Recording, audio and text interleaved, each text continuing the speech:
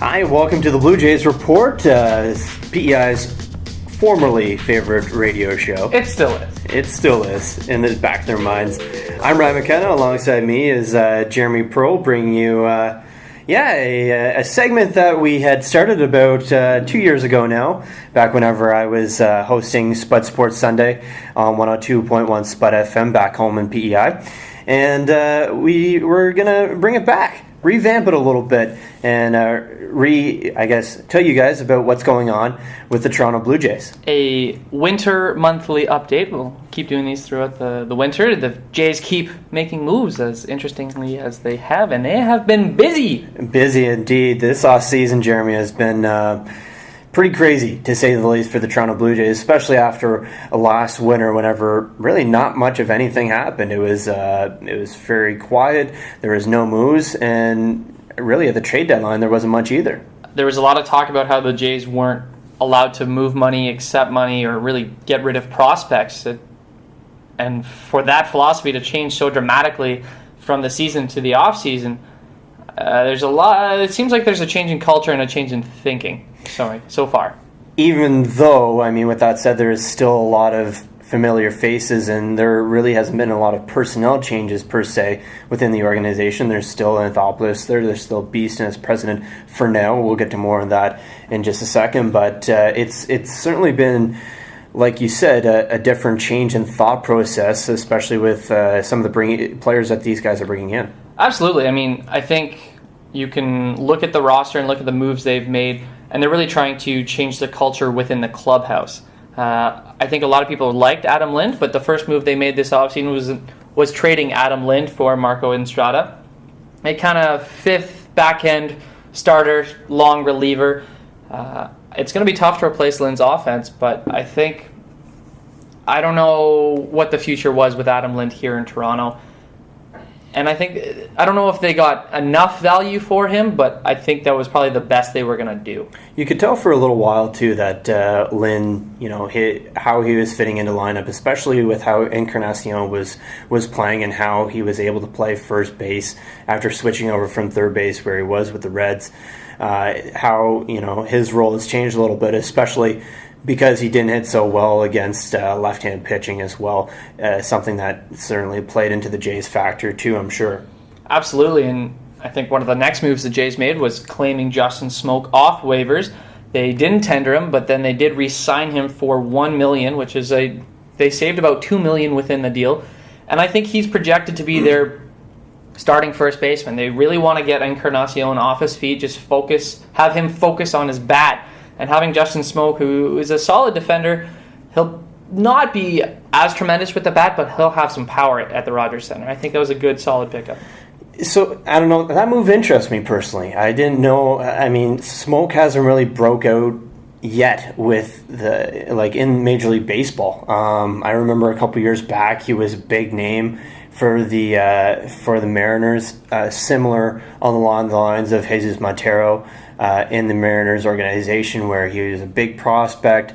There was a lot expected from him, but he didn't really blossom into that big prospect that people had seen him to be. And I almost wonder, similar to a move that the Blue Jays most recently made, which we'll talk about here in a second, if maybe changing locations and being at the Rogers Center is going to help Smoak. Well, you think it will? As we know, Rogers Center is clearly a hitter's park, and if you have any type of power going from Safeco Field in Seattle to Rogers Center, you're going to hit a few more dingers, you're going to get a few more opportunities to get some hits. And I think for anyone jumping from a pitcher-friendly park to a hitter-friendly park who has some pop in his bat, like Smoak does, I think you're going to see an increase in power and offense. And honestly, I think more importantly for him is being a plus defender, because the Jays, with the middle of their lineup, with some of the moves they've made, I don't think they're going to have a problem hitting home runs. I don't think they're going to have a problem putting up runs. It's defense and pitching that's still going to be their issue. Well, in the past little while, too, in the past couple of years since Jose Bautista really broke out with that 54 home run season, they really haven't had a whole lot of problem with home runs. They have been known as the team in the American League that wins games due to their power and due to the long ball. And like you said, I don't think that's going to change by any means, especially when you still have Encarnacion and Bautista in that middle of the lineup, right? Now, the Jays, again, with the culture change, they didn't extend any qualifying offers to Casey Janssen, Colby Rasmus, Dustin McGowan, Brandon Morrow, or Sergio Santos. Really not a surprise. They did try to tender Melky Cabrera. He rejected their offer, and that doesn't seem like it's going anywhere now with the moves they then made. An interesting move. Do you agree with all those? You see anyone coming back out of that group? The only person that I might see coming back out of that group is Casey Janssen. And I don't know, as much of a swan song it was at the start of at the end of September, whenever Janssen was closing out that home series with the Orioles. I still feel as though there's the potential to have it back, and I'd certainly welcome him back. I think he was or is still a great pitcher. He really developed from setup seventh inning guy into, after struggles from Santos and after BJ Ryan left, to the prominent closer in the Blue Jays lineup, and he really excelled in that role. He's gone from, like I said, his previous role as setup guy to closer, and as many have remarked across the baseball world, has really flourished in that regard. I think the Jays they're still looking for a lot of bullpen help. If they bring Casey back, I think he might be in a battle for a closer role, but I think he might be more of a seventh or eighth inning guy now with everything that's gone on. But hey, if they bring him back, great. He's a good guy, it seems like, and clubhouse really liked him, and he seemed to really enjoy Toronto, but you never know. It seems like Anthopoulos really wants to change the culture of the clubhouse. Absolutely, and I mean, all those sort of moves have sort of led up to these big three next trades that we're about to talk about. The first one of that being Anthony Gose, outfielder Anthony Gose, who was a big prospect in the Jays system for many years. Great defensive player, ton of speed on the base pass, but he had trouble actually getting on the base pass, which was definitely part of the reason why the Jays traded him. And in that deal, they acquired second baseman Devin Travis, who was a top 10 prospect in the Detroit Tigers system. So Anthony Gose being traded to the Detroit Tigers for Devin Travis, who is a second baseman. Travis hit .298 with 10 home runs and 52 RBIs in 100 games with AA Erie last year. Has not had a taste of the major leagues, but with that said, was also the minor league player of the year in 2013. Jeremy. He is 24, so he's a little older, I guess, and being top 10 in the Tigers system really doesn't seem like it's all that much cracked up to be. You don't have a tremendous prospect system, but he's a second baseman who has a little pop. He's a solid defender. I don't know if he's going to get up this year. He might get a look, but Anthony Gose clearly wasn't working out in Toronto. His bat has not developed like they would like it to. They have some, Dalton Pompey, the center field prospect from Mississauga, Ontario, that the Jays have. They really seem to have a lot of faith in him, how he's going to develop, and I think that made Anthony Gose expendable. The bat wasn't there. It just seemed like he wasn't there mentally. He wasn't really into it. And I think, again, part of the culture change. Devin Travis seems to have a lot of potential. He could be the starting second baseman, if not this year, hopefully next year. But I think this is just one of those moves the Jays just felt they needed to make to shake it up a little. And Gose, again, his bat just hasn't developed. Hey, and don't get me wrong. I think Dalton Pompey, since he finally got a shot middle of September, and he played the last 2-3 weeks quite a bit for John Gibbons' squad. He played really well. He has a good bat. His defensive play was really solid. I saw a few games for the Jays in September, and I was quite impressed with how Dalton Pompey from Mississauga, Ontario has fared out. So we'll see what happens in spring training, but as of right now, it appears as though Pompey, as well as Kevin Pillar, that's the word I was looking for, will be fighting for the starting center field job in Toronto. Now, here is a move that I think a lot of people were a little surprised at. but a lot of people really like. Russell Martin, huge signing, 5 years, $82 million, second largest contract in Jays history behind the Vernon Wells deal. It's the largest deal Anthopoulos has given out. And a bit of a surprise because it really didn't seem like the Jays needed to upgrade their catching. But Anthopoulos loves the fact that Russell Martin is regarded as one of the best clubhouse guys. He's regarded as one of the best, if not the best, pitch framers in the league. And the Jays ranked near the bottom in pitches framed or strikes stolen in that regard. And I think adding Russell Martin is just fantastic. And Canadian to boot is a nice little touch. Absolutely, and not only does it help the Jays French market, they signed a new deal with TVA. There you go. But I don't know, it's an interesting move. Like you said, it caught a lot of people by surprise, not only here in Toronto, but across... Chicago thought they had him locked up. There you go. So it shocked a lot of people. I thought it was a good move, but it didn't really address what they need. And another move that didn't really address what they need was their other biggest acquisition, which was trading away Canadian third baseman Brett Lawrie to the Oakland Athletics for a unbelievable player in the likes of another third baseman, Josh Donaldson, from the A's. And that was an interesting deal. Along with Lawrie, a few other prospects went over, a couple pitchers, Kendall Graveman as well as Sean Nolan, and a 18-year-old shortstop, Franklin Barreto. Jeremy, that was a huge deal. Well, that one was the surprise of the offseason, not just for Toronto, but the entire Major League Baseball. Josh Donaldson finished second in WAR behind only Mike Trout. This guy's incredible. He's 28. He's a sure-handed, athletic defender. He hit .255 with 29 home runs and 98 RBIs in 150 games this past season. He's going to hit more home runs in Toronto than he would. One of his first quotes was, "I thought I had at least 9 more home runs playing in Oakland, but the park is just so big. In Toronto, he's probably going to hit 35, depending on how he plays, maybe even 40. This is a tremendous deal." Yes, it kind of sucks to lose Brett Lawrie, but he was hurt all the time. He never stayed healthy.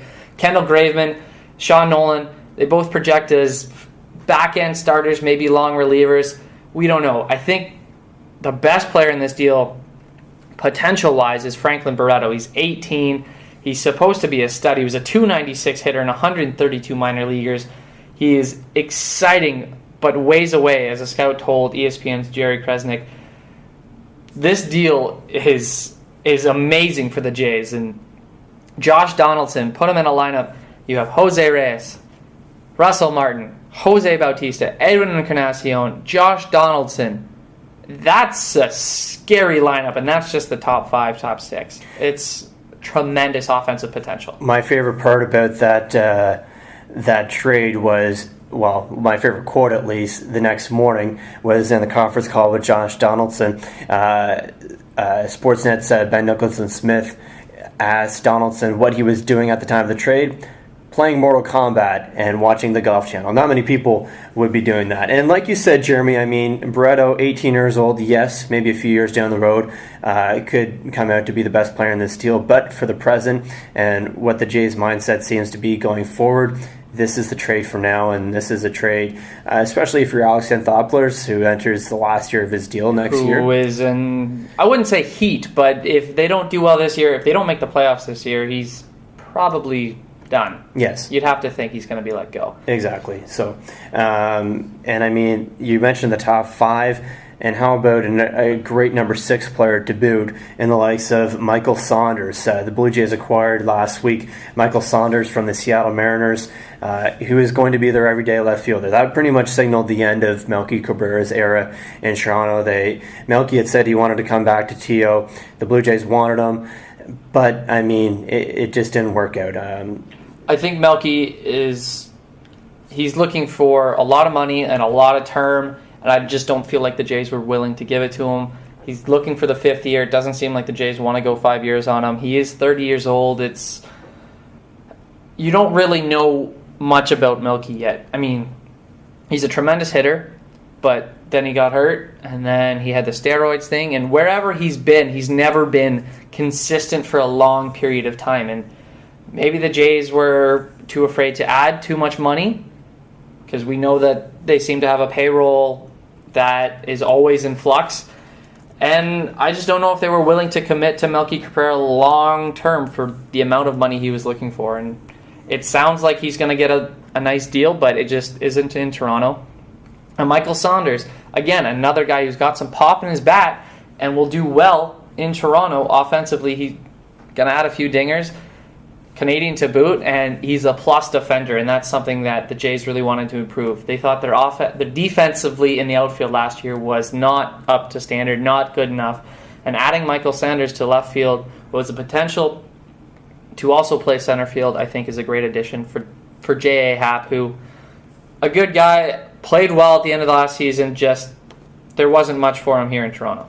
Yeah, so just going back, J.A. Happ goes back to the Seattle Mariners in that deal for Michael Saunders, Canadian. Also, I don't know if we've mentioned that yet, but a product of British Columbia. So you replace, I guess, Laurie's absence of the Canadiana in the Blue Jays lineup, and that top six right now is definitely a deadly one. And you can't forget about Giancarlo Navarro. I mean, we don't know what the Jays are going to do with him yet. It seems like he would like out, but he has potential to still get some at-bats, kind of DH every now and then.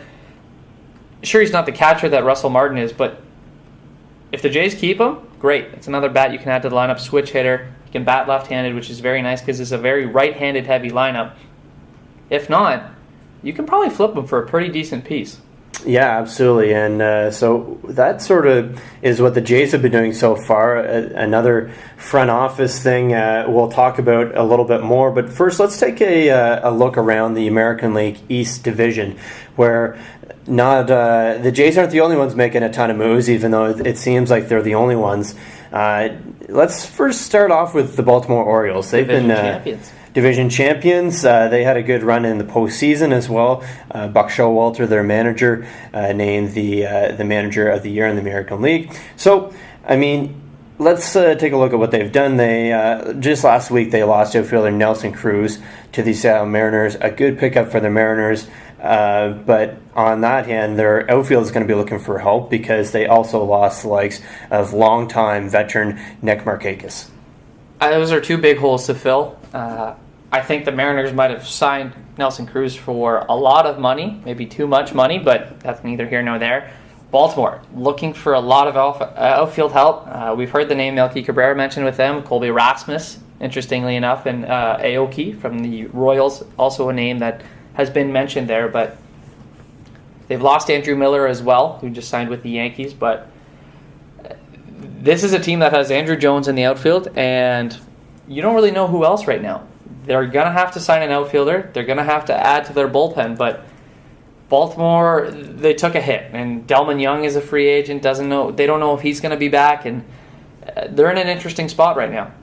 Absolutely, they are, and I mean, they have a good young core group. I was surprised at how well they did in the playoffs, despite not having a great bat in Matt Wieters. But you know what? They've been doing all right, and I mean, they're still definitely not done. Winter meetings are going on right now, and I don't know if anything is going to come out of these winter meetings.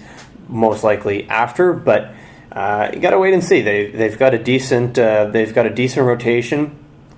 Could still probably use another addition, but regardless, a loss in the outfield for the Orioles. In Boston, they made some minor moves, you could say. Just a couple minor ones. How about the Panda, Pablo Sandoval, as well as Hanley Ramirez coming over to the Boston Red Sox? Those, oh my goodness, those caught the baseball world by surprise, Jeremy.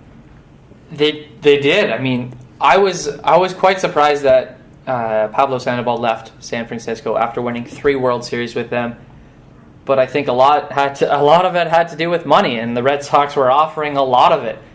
And Hanley Ramirez, it really seemed like he told Boston, "Hey, I'm coming to you. Just offer me a contract and we'll work from there." But it really seemed like Hanley Ramirez had his heart set on playing with Boston. That's where he started his career. That's where he was signed. But he's going to move to left field, and I don't know if that's really a great spot for him. A lot of people think he'll do okay there, but I'm still hesitant about Hanley Ramirez playing in left field. It's an interesting move, especially because they still have a decent outfield for the most part. I mean, they still have the likes of Jackie Bradley Jr., they have Daniel Nava out there. They've got, who else have they got? Cespedes, but it sounds like he might be moved for pitching help, which they need a lot of. They still have a lot of questions. You're definitely right there. And like you said, a lot of options for trades. There's been rumors of John Lester possibly coming, who they traded away to the Athletics at the trade deadline earlier this season.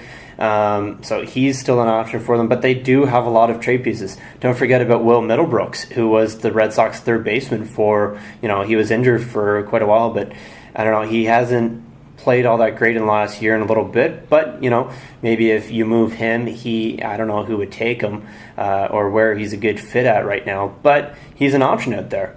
Absolutely, and I mean, the Red Sox have made their splashes, bringing in Panda and Hanley Ramirez.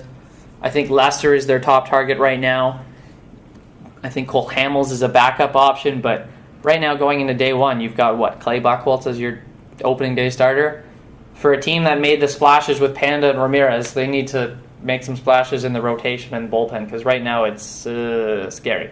Yeah, and I mean, just looking at that depth chart for what they currently have for starting five, it's not something that you can win a World Series with at the moment. And you look back to their team a couple years ago that won the World Series, and they had a great rotation, they had a great bullpen, and a great 9 to boot. And we'll have to wait and see what happens in that regard from here on out. New York Yankees finally getting into the news. They signed stud reliever Andrew Miller to a huge 4-year deal. Nice pickup. Their bullpen is studly, and they might even still sign David Robertson back. And my goodness, if you have Ventrice, Miller, Robertson, you're not going to score on the Yankees. They're kind of replicating what the Royals have tried to do with a lockdown bullpen. Absolutely, and I mean, I don't think they're done just yet either. They still have a lot of question marks, particularly Alex Rodriguez at third base, as well as their shortstop hole is probably their biggest one. Well, they did just bring in Didi Gregorius, and defensively he's supposed to be great. The bat, again, still isn't there, but that's a tough position. Do you want to be the replacement for Derek Jeter? I don't. I would, actually. I'd love to play for the New York Yankees, but that's a story for another day. In Tampa Bay, it's change in culture, I guess you could say. They lost Joe Madden, who has since gone on to join the Chicago Cubs. That team, that's a great spot for him. But interesting that Madden's move. They named Kevin Cash, former Blue Jay, as his replacement. They also made a few other small moves to boot. So what's next for the Tampa Bay Rays? I'm not sure. This is a team in flux. Their general manager's gone. Their president's gone. They're just signed a new manager. But, I mean, you look at this team and you don't really know where they're going. It seems like this is going to be a quiet offseason for them. They'll make their small moves, but next year doesn't look pretty for this team. And, I mean, anytime that you trade away your best player in regards to David Price at the trade deadline, that's certainly setting a precedent for what's going on in the future. Can we talk for a second about the third baseman play in the American League East? You've got Baltimore, Mr. Manny Machado. You have Boston, who now signed Pablo Sandoval. You have New York, who A-Rod might be back, or they might re-sign Chase Headley. Pretty solid. And you have Tampa with Evan Longoria. And now you have the Blue Jays with Josh Donaldson. Third base play this year is going to be unbelievable in the AL East. Oh, absolutely it will be. And it was also funny, somebody tweeted out right after the Josh Donaldson trade, something about Donaldson and Manny Machado. They had a bit of a mix-up earlier this season, so be interested to see that rivalry continue this coming season. So we've talked about what the Jays have done. Let's talk about what they need to do next. They're still looking for, I think, a second baseman. We've heard maybe Gordon Beckham talk as he was released from the Angels. Left field and center field, they seem to have been cleared up now with the Michael Saunders trade. They still need bullpen. Alex Anthopoulos saying we're adding at least one. We want to add two, and if we add three, that's great too. I'd love to see Greg Holland in Toronto. I think there was an article from Ken Rosenthal of Fox Sports a couple days ago, and it listed a whole bunch of potential relievers that are out there, and there's still a ton. There's still a ton of really good relievers. Somebody like Sergio Romo would be a great move. I know my brother Patrick was saying a few other potential good lockups for the Jays. We'll have to wait and see what they do. I still think there's a pretty good pool out there, but you're right. The bullpen is definitely something that they got to work with, and they got about $20 million to work with as well. So we'll have to wait and see what they do. They also have Navarro, who again is a pit. He is an option to move. I personally would like to see him stay, but if you can get a solid, player for him, rotation or bullpen, I think it's something you have to do. I do agree. I think Navarro is expendable, but with that said, trade-wise, the Blue Jays don't have a whole lot of other guys expendable, especially after that Donaldson trade. And right now, in the fifth spot, you have Sanchez, Norris, and Estrada kind of battling it out. Are you comfortable with that fifth end, or would you like to see them add a starter? I wouldn't mind them to see them at a starter, but I think we've also been calling for a starter or Jays fans have been calling for a starter for the last few years, and it hasn't happened, and they still somehow found a way to win games.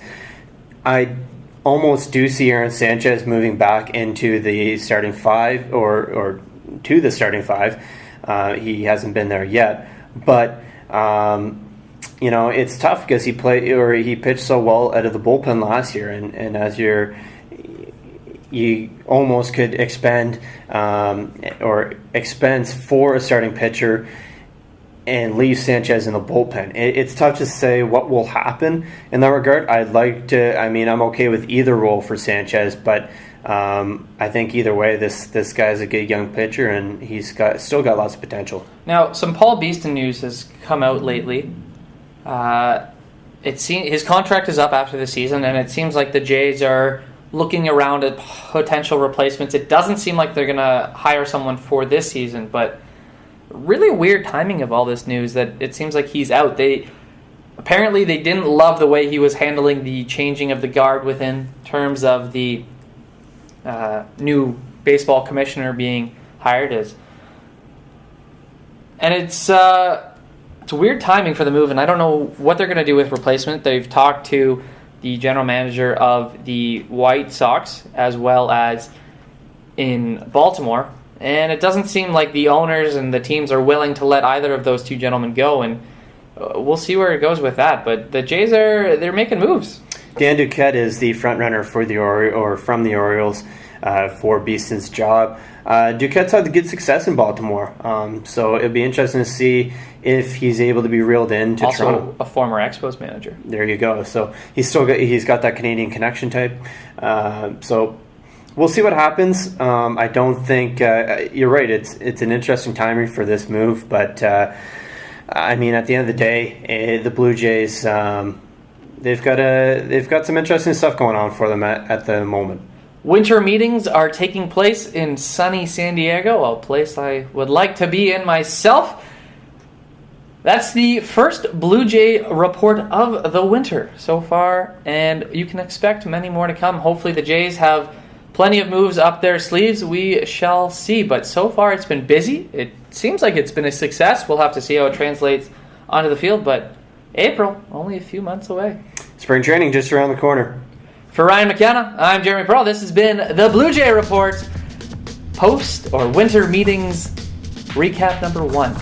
We'll enjoy the winter, and we'll see you next time.